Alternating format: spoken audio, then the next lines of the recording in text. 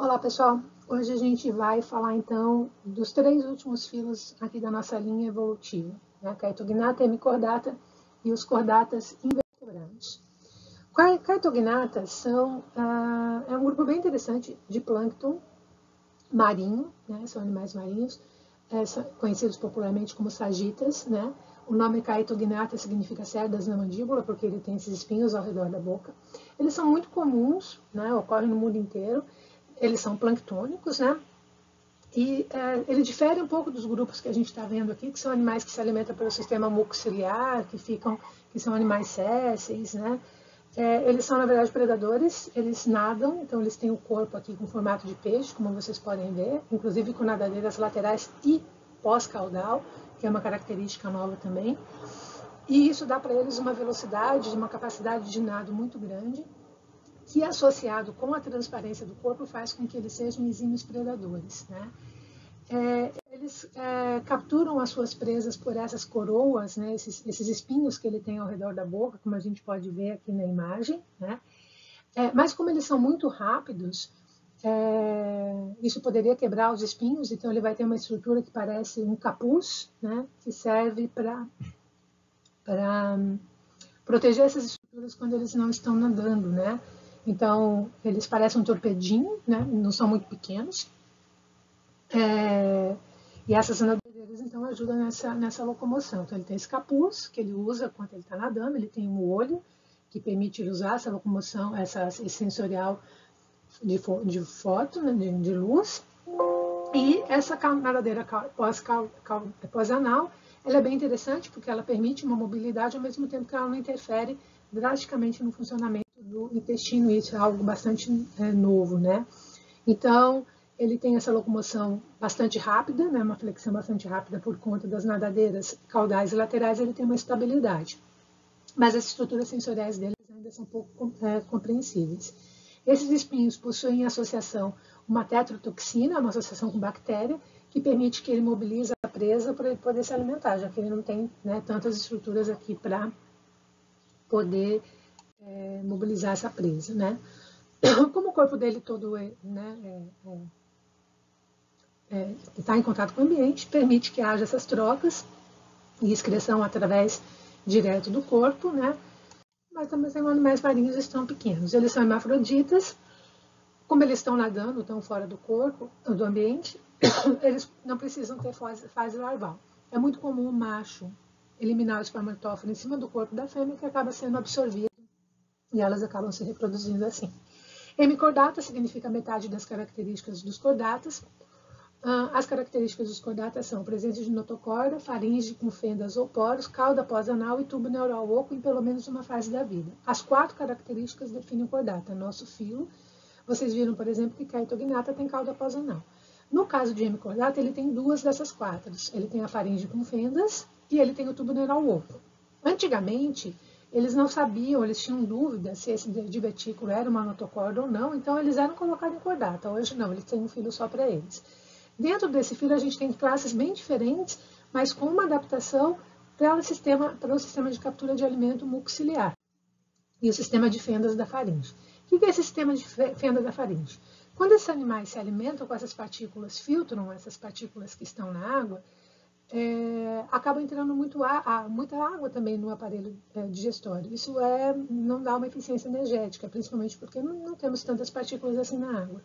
Então, ele cria uma perfuração nessa faringe, de modo que essa água que entre, a partícula fica retida numa espécie de uma peneira e o excesso de água vá para outra, seja eliminado e não precise passar pelo sistema digestório.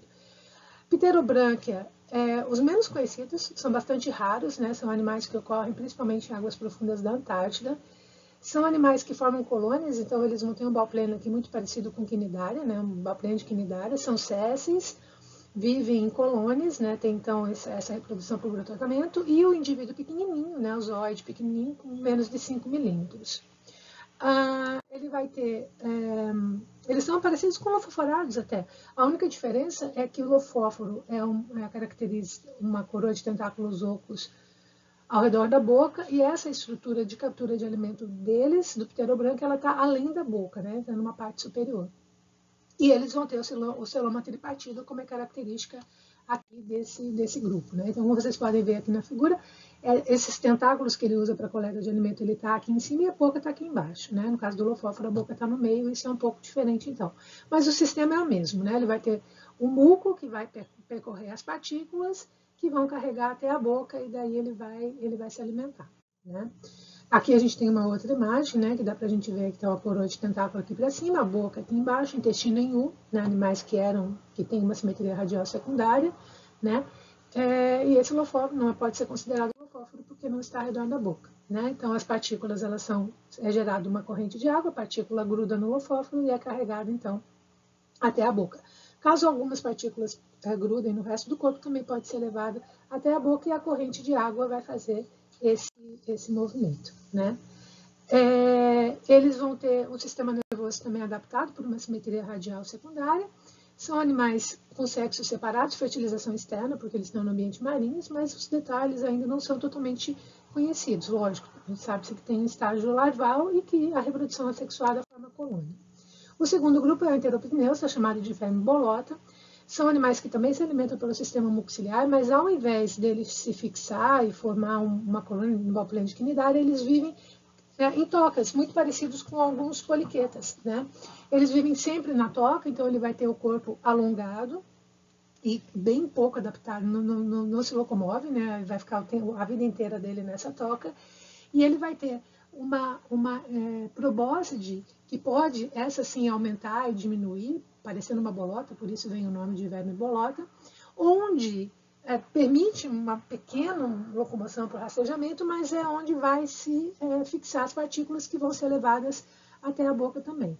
Então são animais solitários, bentônicos, né? Podem viver tanto em mares rasos ou profundos, mas vivem em funil no tubo, né?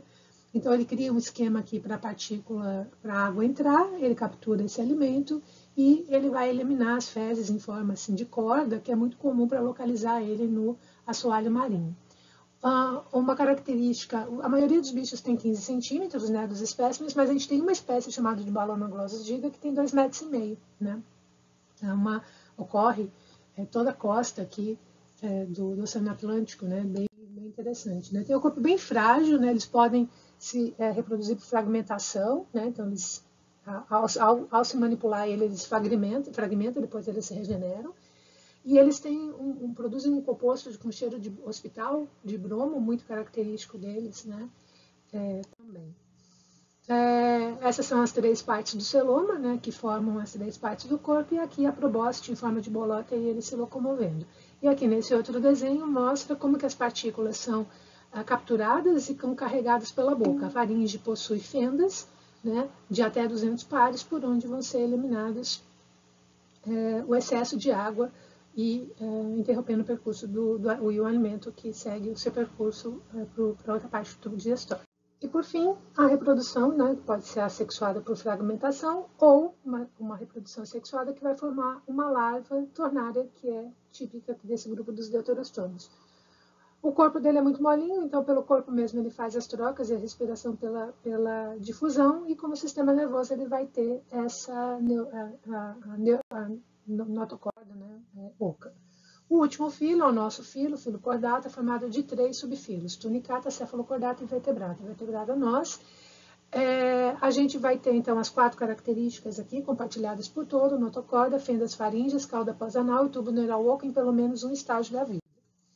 Tunicatas são animais bentônicos, sésseis, que podem ser solitários ou coloniais. Ele tem esse nome de tunicata porque ele vai formar o corpo dele vai ter como se fosse uma túnica, né, um corpo, uma vestimenta, por onde vai ter a circulação de água. Então a água vai entrar por uma abertura superior e o excesso de água, né, depois de passado pela faringe perfurada, vai sair pela abertura lateral. Ela vai ter um fluxo, né?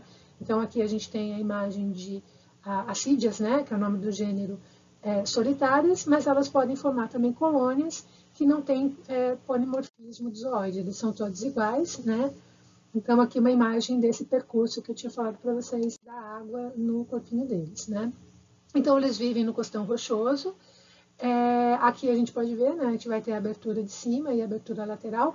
Como a água está circulando, ela fica toda cheinha, né? Muito comum a gente vê ele sempre todo cheinho, são extremamente frutadores, né? E essas estruturas a gente chama de sifões, né? Sifões laterais. São animais hermafroditas, que podem ter reprodução assexuada ou sexuada, né? Aqui a gente está vendo ele em cima do lodo, né? Do fundo do assoalho marinho, né? Coberto, né? A gente tem diferentes cores, né? Mas essa túnica é bem resistente, ela possui espículas e elas são bem difíceis de serem cortadas. No caso do tunicata, ele vai ter uma faringe perfurada, né? Bastante perfurada, a faringe dele, que é a característica de cordata. Ele vai ter uma cauda pós-anal, o tubo neural oco e a notocorda apenas na fase larval. Na fase adulta só fica a faringe perfurada, porque a larvinha ela perde essa cauda, tá? Ela sofre um processo de transformação para passar de uma simetria bilateral para uma simetria radial. Então a água entra por esse sifão superior aqui, né, por essa abertura superior, ou sifão branquial. Ela possui tentáculos aqui para não deixar entrar partículas, pedrinhas. Entra água com comida. A comida fica aqui nessa peneira e entra no intestino e sai aqui depois das fezes no intestino em U. E o excesso de água sai por esses furinhos e sai pelo sifão aqui lateral. Então a água sempre vai fazer esse movimento e o corpo dele parece que está sempre cheinho ali mesmo, parece não estar cheinho ali pela água. Então, o tubo digestivo em U, sistema nervoso reduzido, sistema circulatório aberto e coração bem curtinho. E a grande faringe perfurada. A gente tem a taliácea. A taliácea já é pelágico, vive na camada d'água, né, possui colunas flutuantes. Então, ela muda um pouquinho a constituição, ela continua tendo essa faringe bem grande ali, filtradora, mas esse sifão ali lateral, ele cria um sistema em que ele forma um jato único de todos os indivíduos dessa colônia e assim eles conseguem flutuar pelo mar como se fosse uma grande corrente de água. Nessa imagem aqui a gente está vendo um indivíduozinho separados, né? Ali a gente vê a faringe dele e o sifão, o movimento da água, permitindo então essa locomoção. No momento de reprodução ele forma essas correntes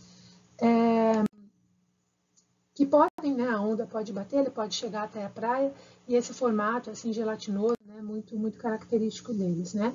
Então, ó, cada um desses indivíduos estão aqui em azul e eles fazem um jato comunitário. Essa abertura comunitária faz com que essa corrente inteira se locomova. A gente tem um terceiro grupo chamado larvácea, que é um grupo que retém as características da larva, né? São planctônicos também, são muito parecidos com a larva da assídia, mas é considerado um indivíduo, né, um grupo, um táxon inteiro. E por fim, o afioxo, que é o cefalocordata, eles são comprimidos lateralmente, parecem lembram muito peixinhos, inclusive a musculatura dele é disposta em feixe, como a musculatura de um vertebrado, que não é comum para invertebrados, né, que são musculaturas circulares, longitudinais e transversais. Tem mais ou menos 5 centímetros, eles ficam encaixados na terra, no cascalho, né, a maior parte do tempo, porque eles são filtradores ainda, né? Então ele vai ficar com a boca virada em contato com a água, ele vai criar uma corrente, essas partículas grudam nessa estrutura, ele leva até a faringe, ele também vai ter uma faringe perfurada bastante grande, mas ele pode sair daqui, dar nados para se proteger, para fugir de predador, para reproduzir, ele consegue nadar muito bem, né? Ele já tem uma estrutura corporal para o nado.